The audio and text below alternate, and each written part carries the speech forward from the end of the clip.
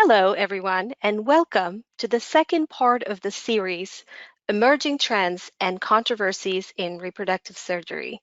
Today's webinar will focus on taking hysteroscopy to the office. I am Sarah Ramaya, Curriculum Design Specialist and Webinar Coordinator at ASRM. And before we begin, please note, this webinar was developed by the Society of Reproductive Surgeons and the American Society for Reproductive Medicine as an educational resource and service to its members and other reproductive professionals. While this webinar reflects the views of the panelists, it is not intended to be the only standard approved practice or to dictate an exclusive course of treatment. Members should always use their best judgment in determining a course of action and be guided by the needs of the individual patient, available resources, and institutional or clinical practice limitations. All attendees will be muted except the presenters. Time at the end of the presentation will be reserved for questions. Please type a question in the chat window at any time. We will read as many selected questions as possible to the presenters during the allotted question and answer time. A recording of this webinar will be archived on the ASRM website in the coming weeks. Please watch your email for notification. Our moderator for today's session is Dr. Charles Miller. Dr. Miller is a fellow of the American College of Obstetrics and Gynecology and is in private practice in metropolitan Chicago. Dr. Miller is an internationally renowned expert in minimal invasive gynecologic surgery and the treatment of infertility couples. Over to Dr. Miller. Well, thank you so much, Sarah. It really is a pleasure to be with you all today. We have plenty of time, but I want to get started right away. First, let me go ahead and tell you who we're dealing with. Preston Parry is a board-certified reproductive endocrinologist who's passionate about building families, fertility by hysteroscopy, and advancing women's health. Dr. Parry started Positive Steps Fertility and Periscope Fertility, where he practices. And we have Stephanie Estes. Dr. Estes, again, board certified in reproductive endocrinology and is an infertility subspecialist. She has an interest in minimally invasive gynecologic surgery with a focus on robotics, office procedures, and fertility preservation. Dr. Estes assists with the SRS boot camp and involves teaching surgical skills to fellows in REI and is passionate also about reproductive surgery. Welcome, Preston and Stephanie. Okay, so I'm going to start on sort of the practical diagnostic and operative office hysteroscopy. And it's a privilege to speak about it because I believe this to be a critical opportunity to advance procreative and women's care. Now, if you think about it, ears, nose, and throat, they treat nasal endoscopy as inseparable from the physical exam. If you look at urology, 98% of urologists can do small caliber flexible cystoscopy in the office to look in the male bladder. Yet roughly 10% of OBGYNs routinely perform office hysteroscopy, and by some estimates, 1% use instruments on the scale of urology. Through 2D sonography and blind biopsies, women are often getting less accurate and more painful testing than their male counterparts. Good office hysteroscopy has social justice and gender equity implications. So I think what we're talking about today is super important. By the way, to start off the thing, I have to have some disclosures here where I have intellectual property relating to devices not discussed or currently for sale relating to hysteroscopic assessment of tubal patency, which is a talk in and of itself. Now, for any test that we do, we want assessment for our patients to be accurate, gentle, fast, and economically sustainable. We know how hysteroscopy is the gold standard, but the question is, how good are our alternatives? We often don't realize how much we miss because we didn't look. Now, if we look at this patient from I had yesterday, I added this slide yesterday afternoon. You see this little area that's sort of looking like a polypoid lesion.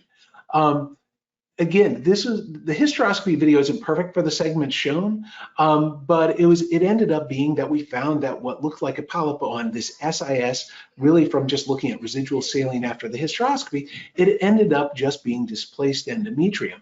And so her going to the OR for removal would have been a waste of time and money.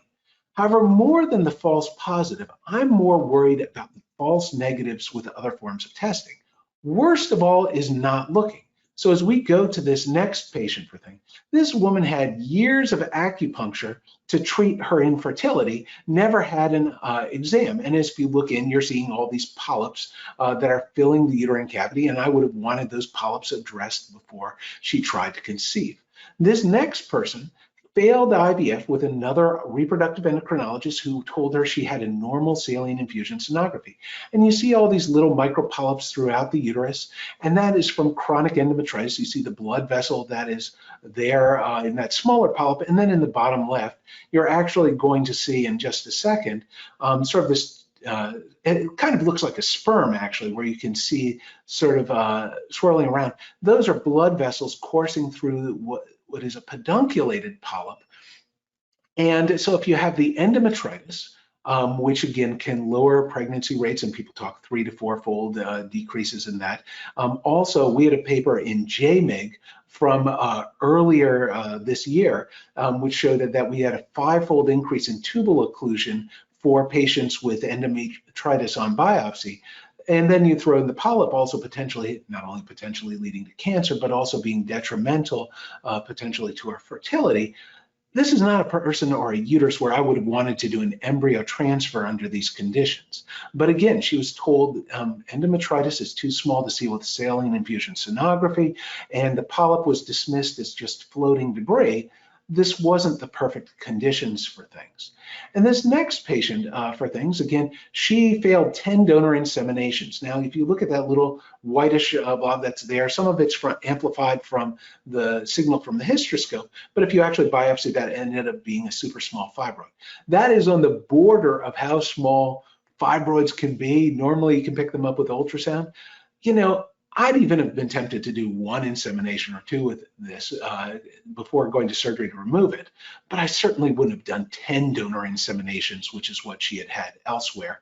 And again, you saw that very readily with hysteroscopy. Now, this was a person, by the way, it's not just REIs that miss things. This woman it was post-endometrial cancer, years of Megace and 6 endometrial biopsies before she had negative ones.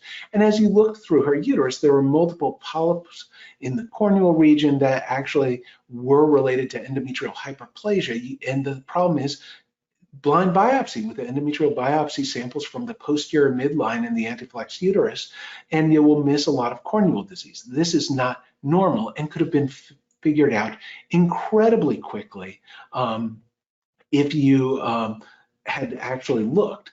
And so the point of all this is we can't fix what we don't know about. Now we need to adjust assessment to modern opportunities. So in this next slide, I'm going to show you a 40-second office hysteroscopy from traversing the perineum to hysteroscope removal. So you do vaginoscopy, no speculum, you cover the hysteroscope tip with your finger so you don't display the patient's vulva in high resolution on a 50-inch TV. We're going to find the cervix here, it takes a moment, and then you advance it past the external os, going into the uterine cavity as you're going along. And there we're finally getting into the uterine cavity. We're going to look in the right ostia on the left of the screen for things. And again, this is no analgesia. This is no preparation of the cervix or anything.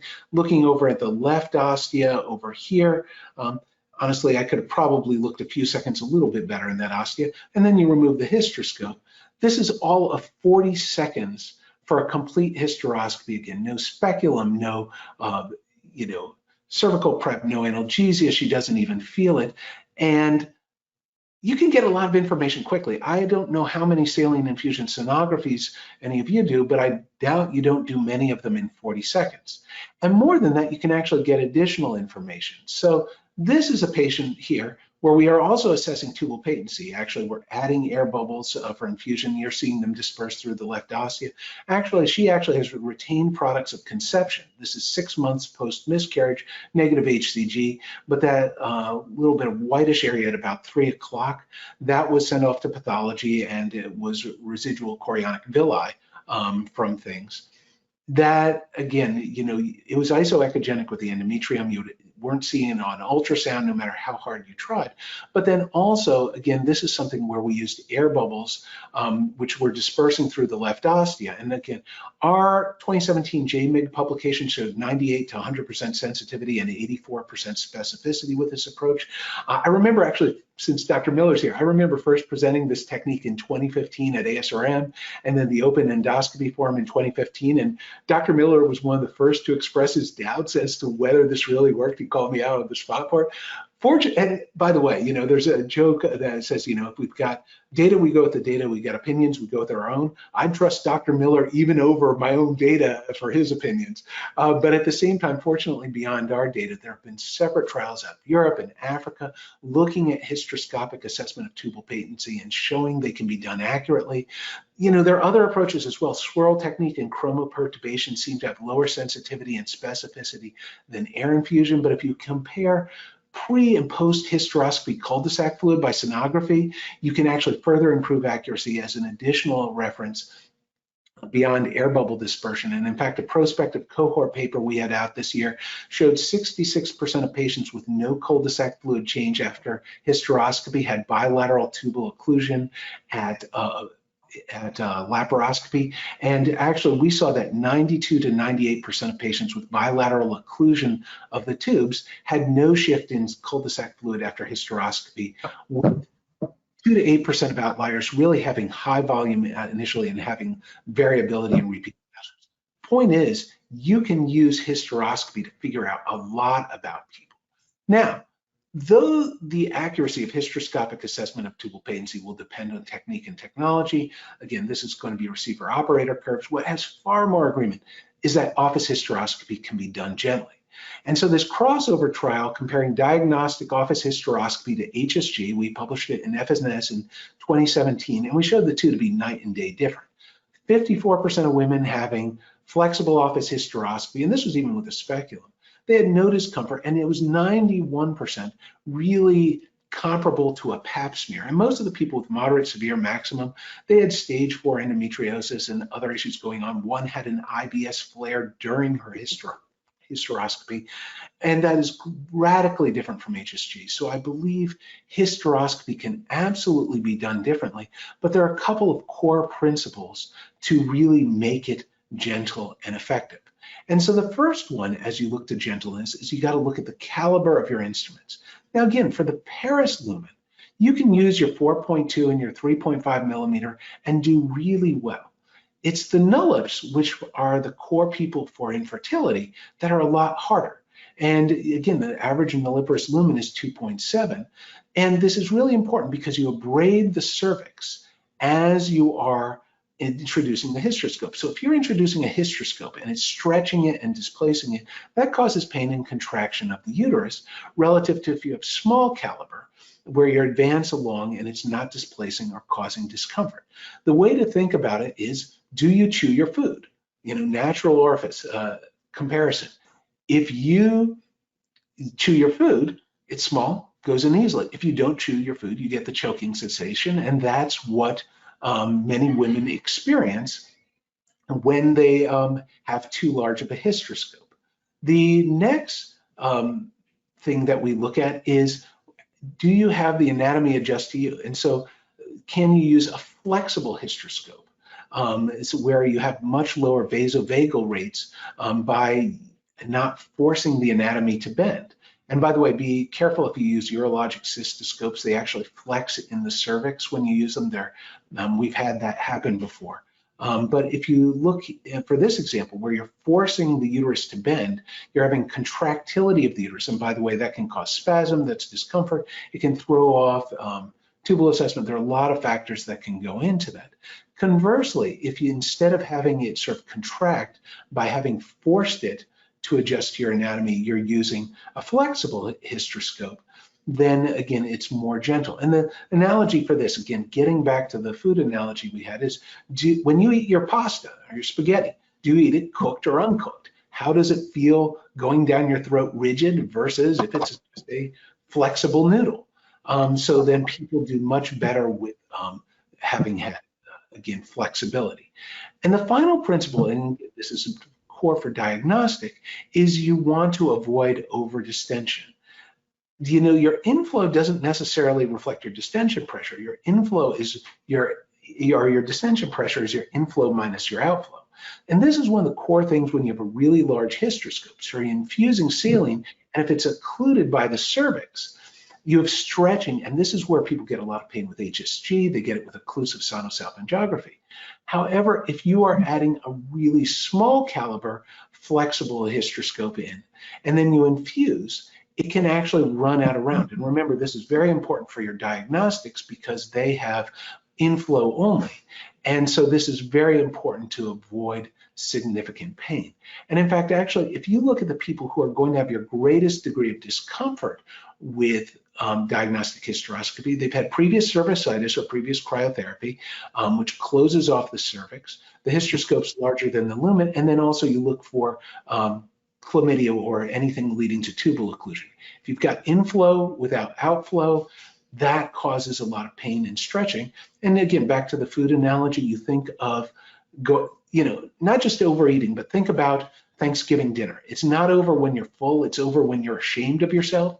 That stretching is what patients experience when you have so much stretching and distension of the uterus. So one of the things that's important, and this is just to incorporate a sonography into a good hysteroscopy, you look at the lumen. And here you can see in the top up here, this is where you ultimately have the, you can make out probably a little bit of where the trachea is, perfect view, but that indentation is where you come in, and you can see this black for the clear lumen where there's a little bit of fluid in the cervix. That should be an easy hysteroscopy. Conversely, as your skin, and this is something I had to teach myself, nobody ever taught me this. This, you can see again, that this little dimple here for where you're going to have a reasonable lumen for the external os. But as you go along, you can see these little punctate areas here where you go from the white to the gray, the white and back. And that's often going to be more associated with cervical stenosis. So this is a person you're going to watch at the interior or sort of the lower segment and the internal os for having a bit more degree of stenosis and difficulty advancing. And then also you're paying attention to the axis for all of this because you can see for this patient where you've got a clear lumen and then a sharp sharp flexion before it goes this way. And actually this area where the arrow was, this was where actually someone actually perforated her without being aware of this axis when trying to do a laparoscopy, and it just went straight down through the posterior cervix. So you can use your sonography to even guide better hysteroscopy for things. The beyond saying whether you can do it accurately, and again, we see how much in the first, again, I always talk, is it accurate, is it gentle, is it fast, is it safe, is it economically sustainable, as the core concepts for bringing hysteroscopy to the office. Well, for speed, we were taking residents in their first 10 office procedures, and the first 10 office hysteroscopies for our second and third year residents, they did average 5 minutes, 50 seconds from speculum placement to removal. And we tend to do vaginoscopy now, but you have to know the history in cervix, and especially if you see, again, obliteration of that external os on sonography, you're probably going to know you want to have dilators available. But if you use a small camera that's under 3 millimeters, we usually see about 10% of women needing dilation in the office for that relative to vaginoscopy. For analgesia, and again, this is starting to get into the operative, we would say 90% of our women now, when we studied it for the study for pain I had before, only 25% took Tylenol or Motrin. Nobody had Valium in this. There are options for analgesia as you get more into the operative. And again, I'm going to defer to Dr. Estes a little bit more for the operative components. Spray gel installation doesn't seem to work very well, but the paracervical seems to have the best value for things relative to the intracervical for reducing pain. And so that's something you should do. And especially if you're, again, anticipating a lot of dilation, moving to operative, and especially if you're using your large caliber. And remember, this is something I have in this next slide. You really want to treat your diagnostic and operative office hysteroscopy as practically separate categories where analgesia will determine your options. Now for diagnostic, you can do it for anyone who you can do a cervical procedure for. You can pretty much do diagnostic hysteroscopy. Again, I've done it for a BMI of 88 in the office almost effortlessly. By the way, I didn't get her pregnant. She needed gastric bypass. There was just concern for intracavitary pathology, and they were worried about putting her under anesthesia. It was actually a fairly straightforward hysteroscopy, apart from once the legs could be separated, which each weighed about 100 pounds for this 550-pound individual. But then it's interesting. Everyone talks about doing light sedation and graduating to that from your diagnostic. I would say you should all instead, because you're REIs. Now, general gynecology, think about the light sedation as gradually moving forward. But I think as REIs, you can go easily from diagnostic to deeper sedation once you're comfortable with operative hysteroscopy. In other words, what do you use for IVF? If you're using Versed, fentanyl, propofol, whatever you use to keep people comfortable for IVF, it is very reasonable to use similar analgesia for hysteroscopy, but you want to be mindful of perforation risk, and especially with your advanced ASRMs where you've had loss of landmarks, that's where you may think about going to the operating room. The difficult one is where the light sedation is doable. Some people do this incredibly well, but patient selection is essential.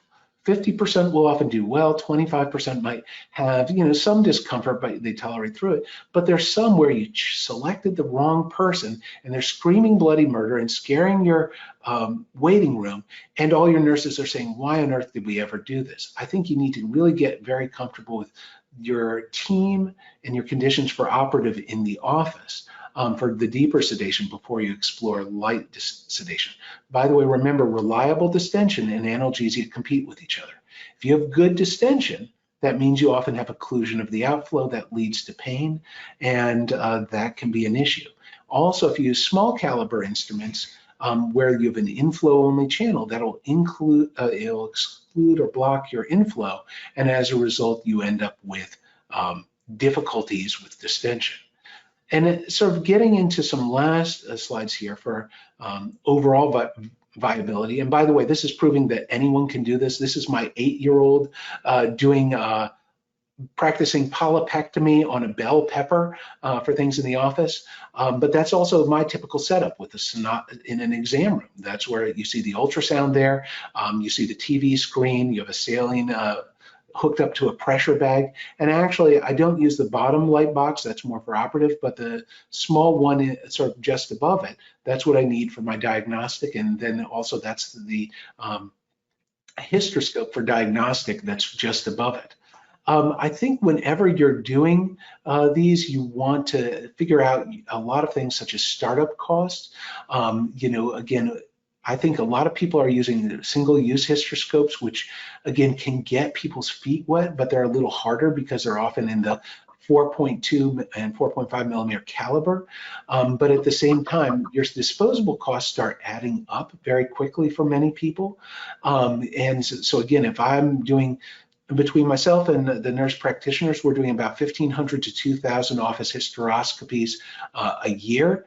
If you're spending $400 a piece, that's $600,000 to $800,000 a year on disposable hysteroscopes. You might want to get a durable hysteroscope in that place. You want to look at lost productivity with alternatives. Again, I can do hysteroscopy in 3 minutes. I can't drive to radiology and park for an HSG in that time. I also think you want to think about personal and patient satisfaction. Patients seem to love this because, again, if you find that their pelvis is normal and you've got an instant answer and you've done it gently, that's really satisfying. They like hearing they're normal. Conversely, if you find something that was missed with other approaches and they're saying, oh my gosh, this has been going on for years, nobody else found it, they're really, really happy. Either way, it's a win. Also, you have to look at reimbursement. And again, for a diagnostic hysteroscopy, you're often at 7.6 RVUs. And if you do operative or you biopsy or you incorporate a pipelle afterwards, you can quintuple your reimbursement. And so you have to look at the economic sustainability. But again, with the setup I have there, I spend $10 on saline and IV tubing, and I spend about $20 a procedure. Maybe it's up to 25 a little bit since COVID for my hysteroscope. I will get about 1,000 to 1,500 uses per hysteroscope. So if you're spending $35 a procedure for your fixed and disposable costs, most people can make that pretty sustainable for relative to their reimbursement, especially with how much time they save for it. And I think that was most of what I had for things. I'm going to pass the mic back or the video back to others, but thank you. And I'm really looking forward to answering any questions on this. Preston, thank you very much. I have to tell you, my friend, I did review your 2017 paper very favorably. I was one of the reviewers. So oh, really? Oh, my God. Anyway, let's go on to Stephanie Estes presenting on office hysteroscopy. Stephanie? Thank you so much. Okay, I'm just getting the slides ready. Welcome to all. It is my pleasure today to present on office hysteroscopy and really to highlight the opportunities that are out there. My disclosures are these. None of them apply to this talk. However, I will intentionally discuss specific brands of pieces of equipment, not because I have allegiance to any one company over another, but to discuss the advantages and disadvantages that I've learned over the years, and also to go and talk about some of the details of each of those. So your practice environment may differ, and you can take this information and apply it to your own situation. So let's take a look first at, how are you going to make this method work? Well, certainly we want to have the ability to have patient safety. And so when we go and look at patient safety, we have the patient selection. And similar to what Press described, the typical characteristics of patients that might be excluded for procedures don't necessarily apply to the office. So I even did an office hysteroscopy recently on a 74-year-old. So age and BMI and some of those characteristics can be overcome in the office. And it's really related to the pathology that you're going to address. And so if you have the knowledge about that pathology and what you were going to take a look at or operate on that day, you can fulfill the goals of a successful office hysteroscopy. And to do that, you really need to have and build that skill set. So it is very disconcerting oftentimes to start with an awake patient. You have to deal with your staff, you have to deal with the equipment, you have to deal with the patient, and then I also allow their support person in the room, and so that person is there. And so being able to have a practice with the equipment ahead of time so that you can talk to all of these members of the team and the patient and their partner all improve the success of the procedure. And then you set up your equipment accordingly. So depending on the pathology, you pick and have equipment that you need. And then the teaching point that I would have for you at this point is to remember the 3 Ds. So you want to get this procedure done, you want to do it well with all the characteristics that have been described thus far. And to do that, I would advise both the dry run and the debriefing. So the dry run is just so critical. Put your equipment in there, practice, have your staff do everything. When I now go into my hysteroscopies, I hardly say a word to my staff. I'm talking to the patient. I don't need to say anything typically to anyone except for the person that I'm addressing, and that makes for the procedure to go smoothly. And then afterwards, if there's anything that occurs, when you talk about debriefing, you're basically getting a dialogue between 2 or more people that is discussing and reflecting on a particular situation. And so if you can do that about your office hysteroscopy, you will become more effective and more efficient at the process and be able to move on with those procedures. So certainly diagnostic hysteroscopy is a procedure that you can do in the office. And as advancement occurs with these, you can also then convert easily from a diagnostic procedure to an operative procedure. If you can see here, I would like to discuss with you some of the situations that may or may not be appropriate for hysteroscopy. So even though I'm an advocate for this, there are limitations. And so that patient selection piece is so important to the process. In this situation, you see an anteverted uterus, And in the middle, outlined by the calipers, is a retained products of conception in the hyperechoic area, about 4 centimeters. This is not a patient I would do in the office. You won't be able to see well. There's a risk of bleeding. On the other hand, there is this patient. So right in the center of the screen, there is this frawny looking area. Perfect opportunity to do an office hysteroscopy for this retained products of conception. Next, again, another anteverted uterus here that you can see. And within the uterine cavity, a well-defined circumscribed lesion consistent with an endometrial polyp that is approximately 1.4 centimeters in size. This would be a great hysteroscopy case. Another picture of a hysteroscopy already in progress. Look at this normal uterine cavity here, an upper endocervical polyp. A great way to remove that is in the office. Now, on the other hand, here's an MRI that shows a uterus outline with a uterine septum that almost extends to the endocervix. To complete this in one setting and to have it be resected all the way to the fundus, and we know obviously there's data out there about the plus or minuses of uterine septum resection, but in this situation, I would resect this uterine septum. I would do this case in the operating room and not in the office.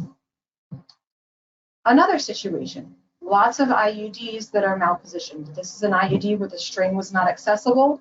This would be an office hysteroscopy removal.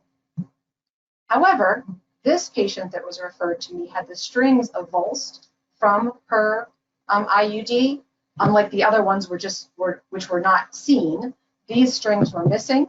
On ultrasound confirms this myometrial extension into the uterus. This procedure, even in the operating room, was very difficult. So again, just showing you some of the cases and where they're done. And this may change in the future as equipment gets better, but that's currently kind of the process. Additionally, we look at the importance of focal biopsy. So we know that things can be missed and that hysteroscopy is the gold standard. So you can perform a directed biopsy in the office. And that leads me to, what can you do? So think about all these examples that I just gave you, whether they're yes or no, but you can do diagnostic scopes. You can do directed biopsies. You can do polyps, thin lysis of adhesions, removal of retained IUDs or malpositioned IUDs in certain situations, small fibroids, and retained products of conception removal. The patients are extremely happy to not have to undergo the whole ordeal of preparing for the operating room. So let's look at some procedural tips. So for me, I know intellectually that there's not one definitive pain regimen superior to the other, but just taking a dose of an NSAID 1 hour prior to the procedure is something that I do advise. And for the operative procedures, upon entry into the office, they get an IM injection of Toradol, and then that paracervical block for the operative cases. Makes a huge difference in how they respond. And then the other critical factor is to do the procedure in the follicular phase. So they call on the first day of their period. They're scheduled on day 5 to 10 of their menstrual cycle. Do not deviate from this because otherwise you will have difficulty seeing unless they are on suppressive medication. So the timing of the procedure in the office is much more important than if you were having them put under anesthesia or to the operating room. Additionally, no misoprostol is necessary. It has side effects, and it doesn't result in a significant difference in rates of cervical lap or false tracts. So you might say, well, Dr. Estes, I looked at this article in BJOG. There was increased pain even with a small camera and a vaginoscopic approach. But if you look a little more carefully when comparing this to SIS, the cases of severe pain were not statistically significant. And again, our processes continue to improve and our technique is improved. And most importantly for me is that I do want an accurate diagnosis and I don't want people to have another secondary procedure. So to be able to accomplish all of that in one setting is very important. And there are fewer secondary procedures in office hysteroscopy in the literature. And then you have to individualize. Some people will not be able to tolerate an office procedure, but most of them can, and it takes a little bit of discussion and education, and the patients are on board. So what about instrumentation? Let's look at some rigid versus flexible options, talk a little bit about dilators, and then the descending media. So for me, the way that I have the office set up is that I use a 500 cc normal saline bag for my diagnostic hysteroscopes, and then a 1000 cc bag for the operative. And for the operative procedures, I never ever go above 2 bags of saline. So that way I know that I've never gone above 2500 cc's, even if the bags are overfilled. And then what you do is you can collect that fluid in the under buttock drape, and you can always augment with ultrasound. So if there's an issue or problem, you can always add our ultrasound skills into this whole process to help with any difficult situations. Now, different cameras have different lens angles. To be honest, for me, the 0 degree have served me well all of these years, and that's another point that I would like to discuss is kind of how you set up your office depends on the instruments that you have available. I would propose to you that I do not ever need to use electrocautery in my hysteroscopies anymore. So I know that may come as a shock to some of you, but the tissue shavers and the resection devices work very well. And then you do not have to worry about different fluid media and devices, streamline everything. So again, I will propose to you that mechanical devices really are able to accomplish all that we need. The only time I do use electrocautery, such as a resectoscope, is for isthmocoel resections. So let's take a look at several of these hysteroscopes specifically. Now, I've made this table just to identify some different points to get across. So the size, the type of tip, the method, and the process. So I hope this helps to organize all this information because it's not all easily accessible in one place. So the first line highlighted is the Olympus scope. This is the flexible scope. It's a 3.8 millimeter hysteroscope with a 1.2 millimeter channel, and it is completely reusable. So here you can see the hysteroscope itself, flexible, allows for its fluid to be attached here, and then by using your thumb, you can direct this hysteroscope through almost any cervix. And the direction that you get here is really just so impressive that you can access any uteri almost, and even uterine anomalies as well. The downside to that is that you do need to have the equipment to be able to plug in the light cord and to have a camera to have this function. But I feel that this is well worth it. And in this case, this is an example. You can see a retained IUD here that's embedded. And so with this small caliber flexible hysteroscope, it's placed and little graspers are inserted, grasp onto the IUD, and the uterine cavity is normalized and the IUD has been removed, all within less than 10 minutes. Now for the operative, I do actually keep a set of Pratt dilators in the office. They're a nice, gentle curve, and I use that in addition with my knowledge based on their ultrasound to just check the cervical pathway before I put in my operative scope. This helps facilitate the whole process. Is it absolutely necessary? No, it's not, but it's something that has served me well through the times. So let's look at some of these mechanical tissue removal devices. So we'll focus on the TruClear device next. It is the one here is a 5.7 5C device.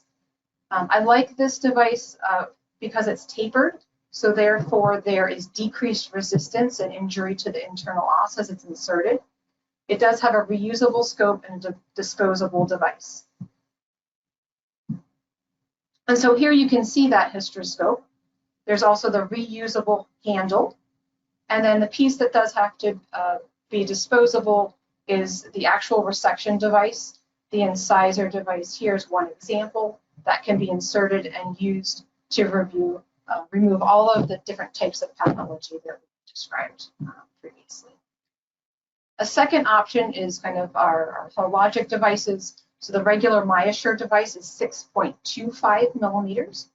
This, however, has a non-tapered tip, but does have different options for its resection devices. It has a reusable scope and a disposable device. They also have a new set, which is an Omni set with the instrument measurements that you see here. That set has interchangeable sheaths, similar to some of the prior versions that we all have worked with in the past, allowing you to then use one hysteroscope with different sheaths. You have the generator, and then you have the different types of resection devices, the XL, the Reach, and a Light. And then they have developed this manual device, which has its own little collection and suction container that you can use. The touted benefit to this would be that you don't need to have a canister or suction. I don't find those devices to be particularly costly, and so the actual movement of this is less attractive to me than actually inserting and doing a regular resection with having a full canister and pump and collection system for the specimen. And then these different devices have a different tissue removal rate for each of them. I save the XL devices for larger pathology in the operating room, so that's not a system that I would use. So what about the two other devices that are very common now and are marketed toward office hysteroscopy? So both of these two devices are rigid. They have curved tips. And so the first is the operoscope. It's a 5.5 millimeters. And this scope, comes as a single-use device, all in one, open, ready to use. There are different instruments that you can obtain to use with the device. And you can see here how it comes out of the package. Certainly can be plugged into a video system to save images, and really does have an ease of setup. The second that is a similar type is a 4.3 millimeter Endosee Advance by Cooper Surgical. Also has these mechanical instrumentations to utilize. The cannula is disposable, and then the actual viewing screen is reusable. This pops off and you can use those. So, and for me, these last two devices that I reviewed are not as robust as the first that I discussed with you. And so, the advantage of the full hysteroscopic tissue removal device is that you do have the suction, you have a very clear view. The lifespan of the equipment is long, and you can do a lot completely and successfully. On the other hand, the disposable devices, are less costly. Unless you are doing a large amount of procedures. There are less resources needed, and that's important for certain practices. But there is that need to potentially proceed to the OR for a second procedure. So I do think that we have to take these pluses and minuses into account. But currently, the full hysteroscopic tissue removal devices work in a more complete fashion than the others that I have discussed. So I'll be interested to hear everyone's input on that as we go to the Q&A. So I know that there's multiple ways to do office hysteroscopy. I would just encourage you in this process for your patients. They do extremely well. A lot can be accomplished. You can avoid the operating room. And so I wish you the best with incorporating this knowledge and this procedure into your practice. Thank you very much, and I'll turn it back to our moderator. Well, thank you, Stephanie. That was wonderful. I just want to spend a few minutes with you before we go into the Q&A period, talking about my thoughts on changing the treatment paradigm for first trimester loss. Why isn't that advancing? Okay. So I'm going to, for lack of time, I'm going to keep moving. It's not working. Okay, I got it. So the fact is that visualization is the standard in general surgery. Why do we use this when we're dealing with a blind suction DNC? Why are we not visualizing directly? There is concern. We know that DNC has advantages over medical management as well as management, expectant management from a standpoint of retained products of conception. Our concern, however, is the risk of adhesive disease. Now, this was a systematic review and meta-analysis done in 2013. It's actually the first published review and meta-analysis looking at the prevalence of intrauterine adhesions post-miscarriage and potential risk factors. We know that intrauterine adhesions can develop when there's trauma to the basal layer of the endometrium. This happens with intrauterine trauma, DNC, infection, as well as retention of trophoblastic tissue. And we know that we can have asymptomatic intrauterine adhesions, but they are also responsible for both menstrual-related symptoms, fertility-related symptoms, as well as pregnancy-related symptoms. The key finding of this Hooker paper, which made me think about other options for surgical treatment of miscarriage, was that the prevalence of intrauterine adhesions for women treated for miscarriage varied between 3% and 38%. And in the pooled data that they looked at, nearly 1 in 5 had intrauterine adhesions. And what was the greatest relative risk? It was women with 2 or 3 or more miscarriages that were treated with recurrent curettage.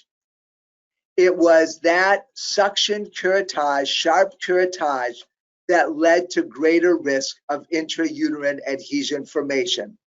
And I submit to you, as practicing reproductive endocrinologists, that day after day, we see patients who come in with the challenge of stimulating their endometrial lining. And I'm sure when we go back, many of them have had recurrent miscarriage and have faced the suction and sharp curettage. We already know when it comes from looking at retained products of conception that we get better tissue evacuation with hysteroscope over the blind DNC and lesser risk of subsequent adhesions. It certainly makes sense that we can extrapolate that dealing with a first trimester AB will give us similar results. Now, this was a study that was done from my practice. My partner, Arthi Chokeri Singh, at the time, looked at our data. Now, this is historical. Group 1, rather, was done first. 174 women with suction curettage with careful evaluation of the tissue and separation of the decidua and chorionic villi as best I could, and then in some cases, diagnostic hysteroscopy.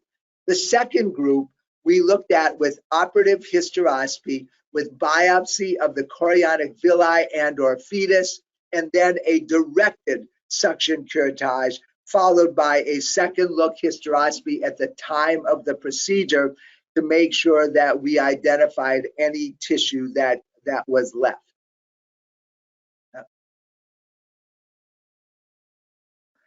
Here is the technique that we utilized. We identified our sac and then used scissors to come around the products of conception so that we'd have a large piece of sac to be able to send for evaluation. But we still had to go in after removing this. We still had to go in blindly and grasp the tissue in order to send it on to pathology. As we looked at these two groups, it is interesting to see that the maternal contamination and by the same token, the tissue source between fetus versus maternal was much greater, nearly 36% in the DNC group, where in the hysteroscopy group, it was just over 10%. And along with that, we had a greater amount of abnormals seen, as you would expect, as you're honing in on the tissue itself.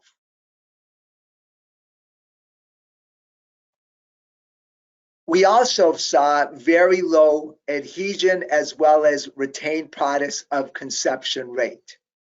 But I did not think the procedure sat well just because of the difficulty with removing the products. So I now go and utilize a tissue evacuation system. And yes, I am a consultant with Medtronics, but I did help bring the Myosure to market, so I know both very, very well. I prefer the TruClear because of its visualization. It can be used with anyone, any patient in the first trimester. I would recommend starting off with early cases first, however. First, one identifies the gestational sac, as you see here, and then we go in and simply evacuate the products. Now, so I'm not traumatic to the deep layer of the endometrium, to the basal layer. As you can see, I allow the tissue to come to the device. I started out doing this procedure in the operating room. You can see I'm actually using the larger blade. I'm using the dense tissue blade and the elite scope. I've now changed this to almost virtually in office, except for one insurance plan that says I have to do it in the OR. And I'm using the mini elite scope and the mini soft tissue blade.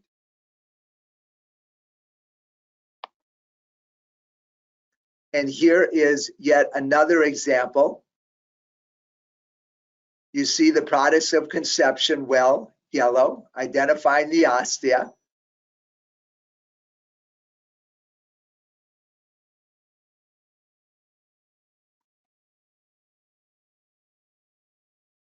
And now this is an in-office procedure, bringing in, setting up time to just put the blade together. That's the time you're seeing here, this in real time. Bring it in, window locking, as we do with this instrument, and then proceeding to evacuation. We started out less than 8 weeks. We now we do utilize the fluid management system in office. We found that we were much better in terms of our visualization than hanging bags. But we don't use anything like Pitressin, or we don't use vasopressin or anything with these. These are very quick procedures. We are now going up to the end of the first trimester. A lot of times we will delay for a short period of time as we find that the procedure is easier, it's less vascular. We can also identify, perform fetoscopy with this technique. If you look, this was a fetus that had a limb defect, as well as had a 2-vessel cord.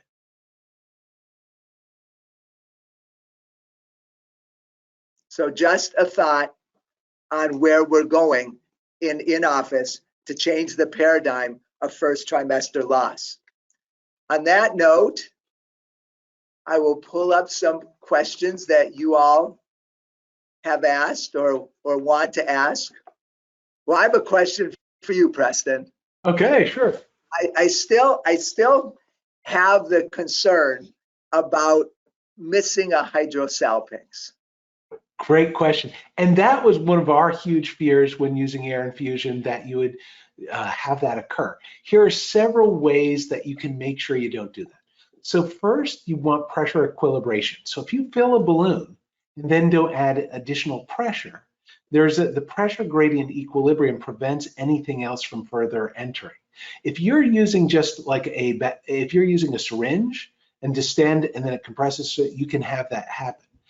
So steady state pressure bag for the saline and 30 seconds of equilibration before you have a hydro potentially for a hydro that prevents it. Second thing you do is you look afterwards with ultrasound, or you can even do concurrent transabdominal ultrasound. You find it doesn't change things. I have actually tried to deliberately introduce air bubbles into hydros before knowing they were there. It is really hard, but you can introduce it deliberately. Next thing you could, and again, I would absolutely see this, but here's another thing. For the fact, when you're looking for tubal disease, you do worry for the hydros. But the thing is, actually, we had a publication out in JMAG also on this, where we showed 90% of tubal occlusion in our population was actually a proximal block relative to a 90 to 95 was it proximal versus instead of distal. So if you're focusing solely on the hydros, you're going to miss a lot. And most of the hydros we saw, we could pick up on ultrasound before, separate from the laparoscopy. But then another technique, again, there was a good line I got when I did research, and it said, always have more controls in your experiments and fewer in your life than you think you need. And so one other that you can do is you can actually roll the hips. And let's say there was a hydro where the bubbles had entered and it was loculated in there.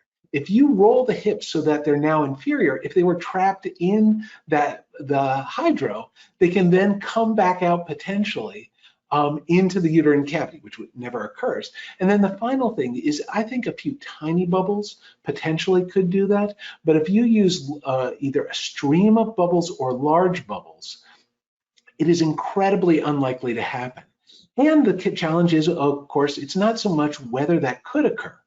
It is what is the probability. And as we have more studies validating this, what we can say is you're fooled far more with HSG than you ever would be with this, with the current data.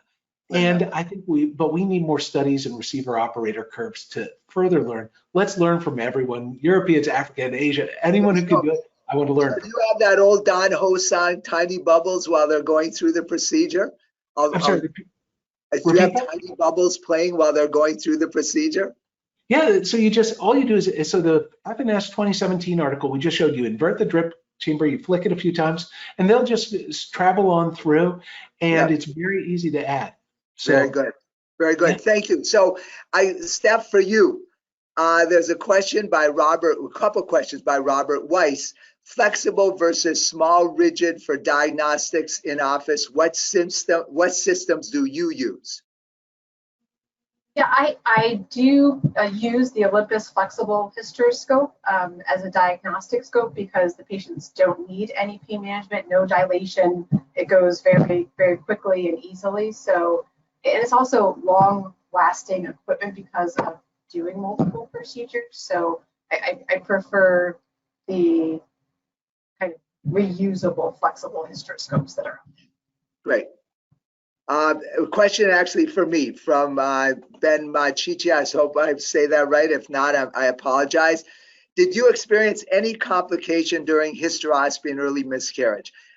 We have found that we've had a couple patients with fluid overload before we started using the fluid management system in office. One, we had to do nothing. We just were at the conclusion of the procedure. One, we gave Lasix to.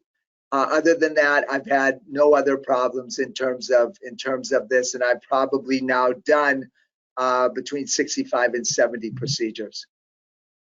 If I could ask a question for Dr. Miller, for doing the hysteroscopic removal of products of conception in the office, it's such a tough emotional time, and our staff have been reluctant to do it, even though I think that's the wave of the future. You are spot on and ahead of the curve on all this.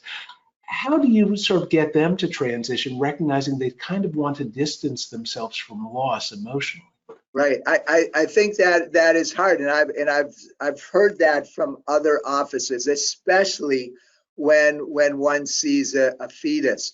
But like, we are reproductive endocrinologists, and the staff is there for good times and bad times, and they certainly laugh with our patients, and they cry with their patients. And I think at the end of the day, they take great pride in knowing that they're providing the greatest care to the patients that they possibly can. It is always disturbing when we do see a fetus. Yeah, I've also started doing some of those hysteroscopic. But they also know that our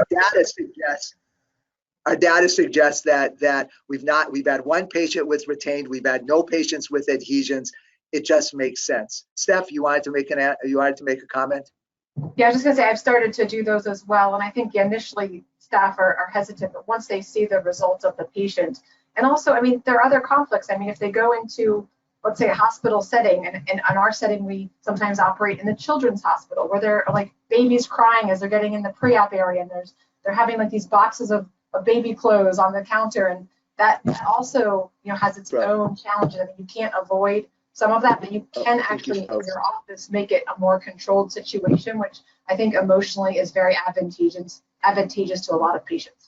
And also, as we look to the wave of COVID coming up, a lot of people will have more difficulty getting procedures done in the hospital, as well as the degree of risk involved. And again, this is done very safely. Actually, Salvatore Vitale and I had a systematic review and meta-analysis on the safety of hysteroscopic removal of products of conception just out earlier this year. And again, there's a lot of safety that is involved in this. And so we may have to think about what our options are in a wave of COVID. We're just entering the waiting room, maybe a degree of risk. Right. That is true. That is true. And again, the advantage of in-office surgery is patients love it because they know the staff, they're comfortable with the setting, they've been there. And you know, it's nice to go through this kind of thing. It's never nice to go through it, I should say, but it's always nice to have people that you trust and people who you know have your back. So let me go on. Cytotec or other medical agents in nulliparous women. I can tell you from my standpoint, we do not use Cytotec in women who are going through miscarriage, but I'll let you guys talk about general hysteroscopy, etc. Steph, do you want to lead, or I'll jump in? Yeah, so Cytotec for me does not have any added benefit. So I don't use it. It just has more side effects than it does provide any additional information or help to the case. And plus, again, the scopes are so small now that you really can advance through carefully without the Cytotec use. So I almost never use it, and I've had a bunch of times where I've regretted it. But at the same time, the one exception I have is for leiomyomas. And I've had times where actually you'll take that type 2 fibroid and actually herniate it more into the cavity, or type 1's becoming a type 0 from all the contractions. And so sometimes, and also, just as some people can see a degree of blood loss, I want better data. I want research on these, but I have seen a little bit better personally. Subjective, I want objective, I want data for particularly myomectomies. Are you guys, Preston and Stephanie, are you doing myomectomies in office? Yes. I'm not doing type 2 and I'm not doing type 3, but type 1 and type 0, absolutely. Okay, so it is a question of the reason why I bring that up. It's a question of payment. You know, there's if you remove polyps, products of conception, RPOCs, or I mean, they all kind of fall into the same category. If you do myomectomy in office, not so good. In terms of I'm in private practice, so I look at these things. Your thoughts on this? That's the joy of academic medicine, Chuck. I'm completely free of those constraints, and I can just do what's best for the patient, and without any, there are those concerns. So it's certainly less fibroid cases in the office that I think we will get to, but we We're going to move ahead at some point. More fibroids in the office, Right. better instrumentation. We're going to get there. I agree. My But those of you who are in private practice, as you're taking more and more of this to the office, make sure you check your reimbursements. Well, the Make thing is, sure. for me, we actually get no reimbursement in the state for anything infertility, so we're a cash basis. So we actually find that what we charge for the myomectomies will be less than people go to the operating room and their copays and deductibles. So they actually, and then they can submit out of network, so they often come out ahead. But you know, if you're going through insurance and they're under reimbursing, that's absolutely a critical thing you have to figure out in advance. And as a mandated state from Illinois, we certainly, everything is looked at. Yeah. Well, we are now at about 4:34 at my time. Do we have any final questions that anyone wants to ask?